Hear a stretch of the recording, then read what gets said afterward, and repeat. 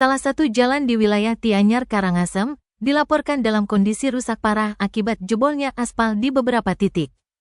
Kondisi ini sangat membahayakan pengendara terutama di malam hari ketika penerangan jalan terbatas. Informasi ini diperoleh dari unggahan akun Instagram Info Amlapura. Dalam postingannya, akun tersebut memperingatkan warga dan pengendara untuk lebih berhati-hati saat melintas di area tersebut. Jalan yang mengalami kerusakan ini terletak di Tianyar, Karangasem yang merupakan jalur utama bagi kendaraan yang melintasi wilayah Tianyar. Beberapa bagian jalan mengalami lubang dan kerusakan yang cukup dalam, sehingga sangat berisiko bagi pengendara yang tidak berhati-hati.